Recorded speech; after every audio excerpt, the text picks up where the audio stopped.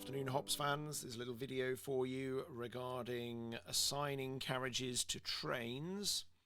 Part of the ongoing timetable developments in HOPS. I appreciate that the developments are happening bit by bit and not all bits are ready all at the same time, but I'm glad that you're all enjoying using them as soon as they come off the production line.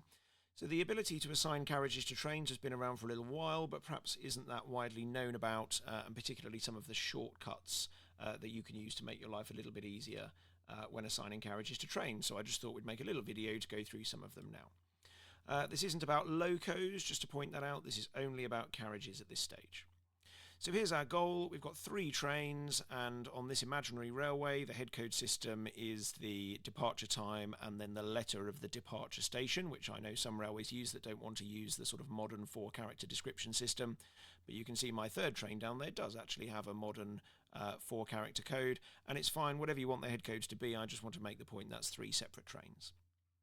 And each train has got 2 carriages. The 1st and 3rd trains have the same carriages. So I've coloured them in yellow just to make clear that that's the same 2 carriages going up and down the line, because each train in HOPS is 1 trip up the line. When it gets to the end of the line and it stops and it comes back, that is another train with its own head code. And the 1500D, that train has the blue carriages, and that's the only train on that day that runs with those blue carriages. But let's just generalise this a little bit. Let's just call them carriage 1 to 4. So just to make very clear that carriage 1 is the same carriage 1 when it goes away on the 1300T and when it comes back on to Romeo 3-4. And another point to bear in mind is that the 1300T might well run with carriages 1 and 2 today, but tomorrow it might take carriages 3 and 4. So I have to bear in mind that while some railways are very simple and don't have detailed requirements, we have to be able to cope with all of the detailed requirements for all of the detail railways as well. So it may well be that there's a 1300 on Monday and a 1300 on Tuesday, but you want them to run with different carriages on the different days. It will be necessary in the asset management system to identify the asset type that contains carriages.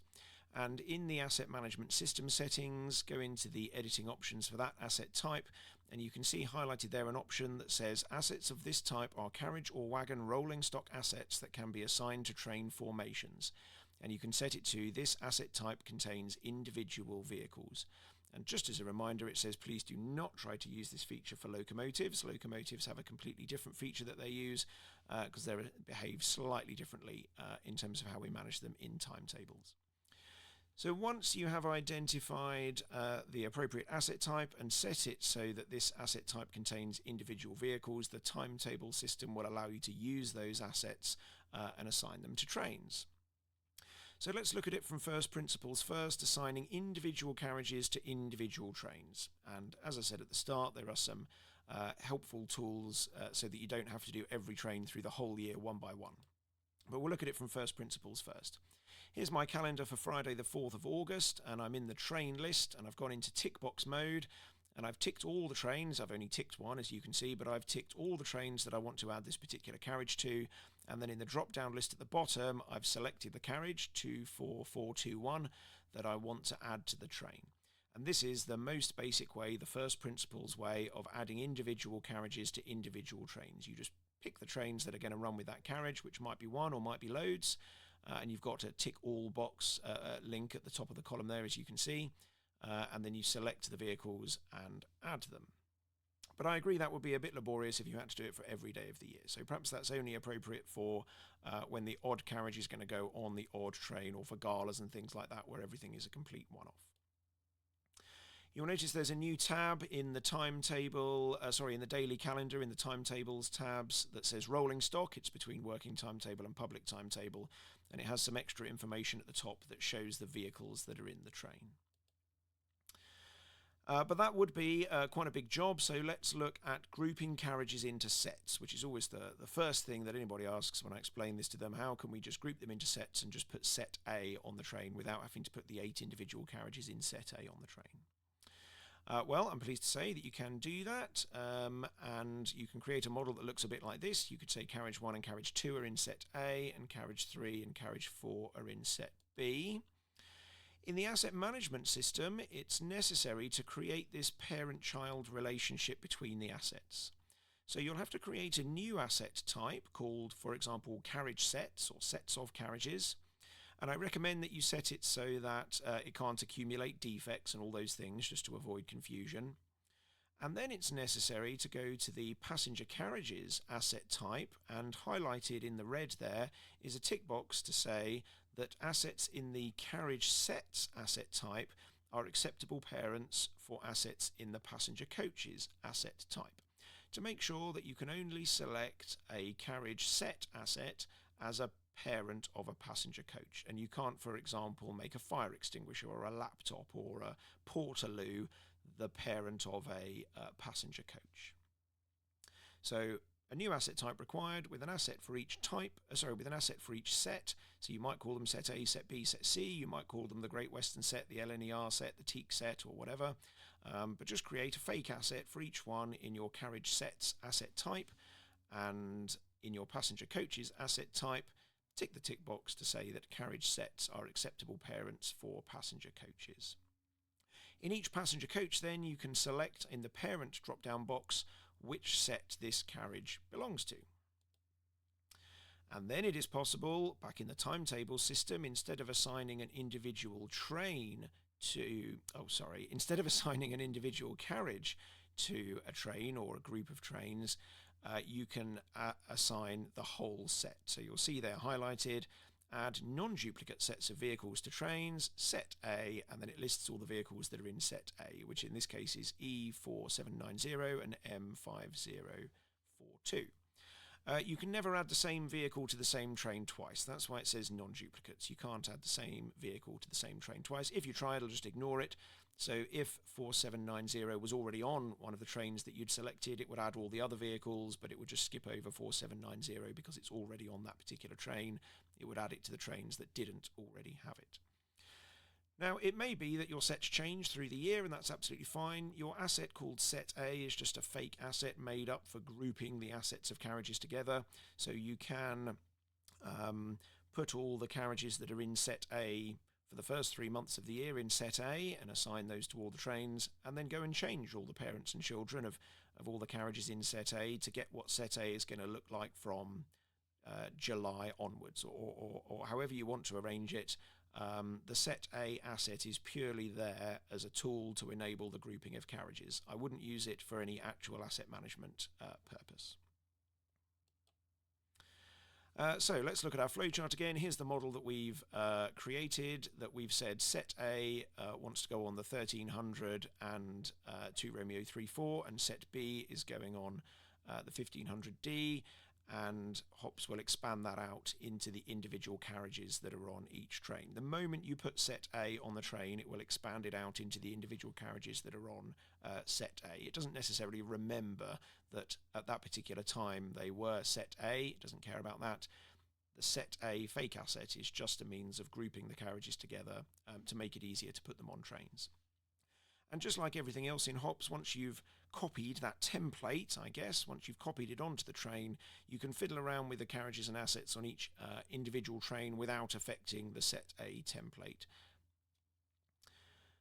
We can also facilitate the grouping of trains, because as well as the carriages living in sets, it's probably also the case that the first train down the line has the same set of carriages when it comes back.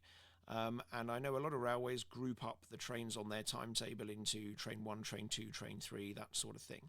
So again, instead of having to assign Set A to all 8 trains that run on a particular day, we can group those trains together, so we only have to assign Set A to the train 1 diagram. So we do that like this. We create a stock diagram, or we assign a stock diagram. There's nothing more to create to it than just the word stock diagram 1.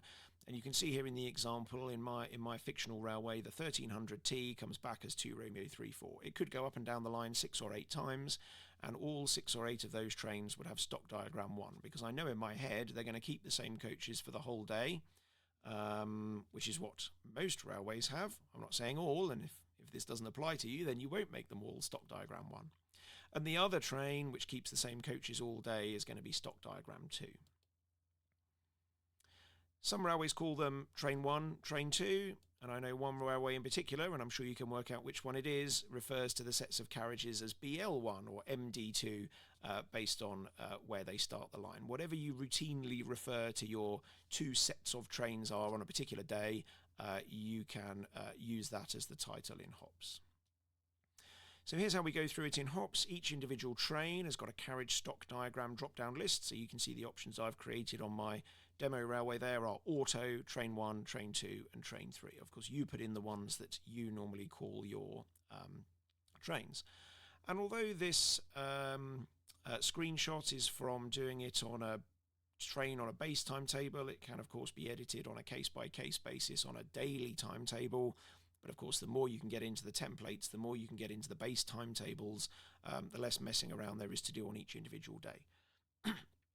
So we're not saying that the 10 o'clock will always be the same carriages, but we are saying it will always be train 1 and it will always be the same set of carriages as all the other train 1 workings on a particular day in the red timetable.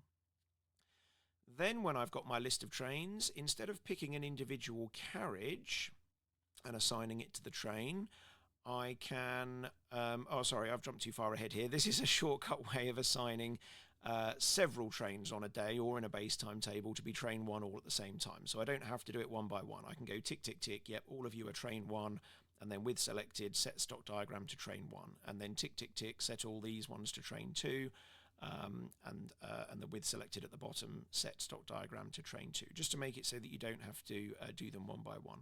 And you can do this on a daily timetable or you can do it on the base timetable. I am conscious that as we're developing all this stuff as we go through the year, it means that not everything is percolating down to the daily timetables, because if you use that base timetable template on the 3rd of August and then HOPS goes and develops some new amazing feature and you apply it to the base timetable, that Thursday the 3rd of August had already been copied. But unfortunately that's just the way it is, because development takes a long time and I'm sure you don't want me to hold on to every single piece of it until it's all 100% ready.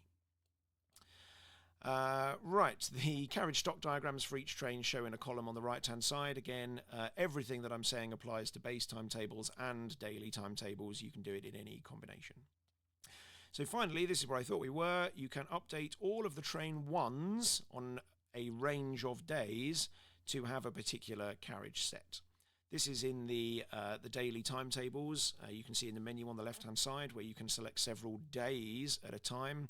So I might say, well, for that week all of the train 1s will be set A and all of the train 2s will be set B, but for this week or this individual day all of the train 1s are going to be set B and all of the train 2s are going to be set A. So you can see I've sort of grouped it in both dimensions. I've grouped the trains into train 1, train 2 and train 3, and I've grouped the carriages or the assets into set A and set B. So let's just look at that in flowchart form again then.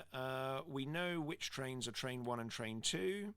We assign set A to train 1 and set B to train 2, or whatever it's going to be on this particular day or range of days.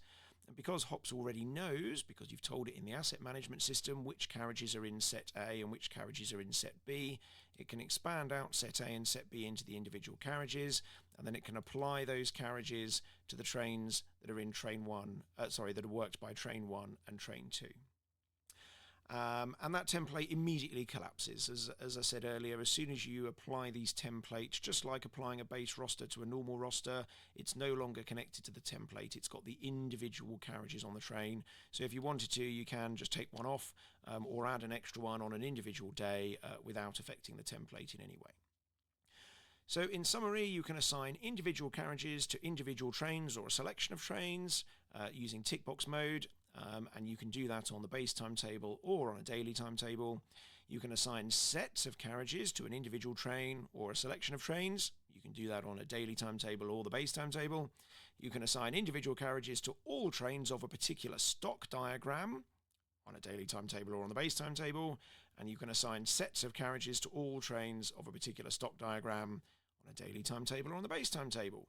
So hopefully I've covered every permutation of everything you could want to do to make it easy for the railways that are very simple and to hopefully make it easy for the railways that are very complicated. If you find a combination of circumstances that in all that lot I haven't coped with, then you are welcome to write in. But just as the same with everything to do with this timetable development, I can't promise exactly when every development will happen. It just happens as and when it can. So I hope that's useful for you. I might make another little video to do with locomotives on timetables, but this one is just about carriages. Thank you very much. Good night.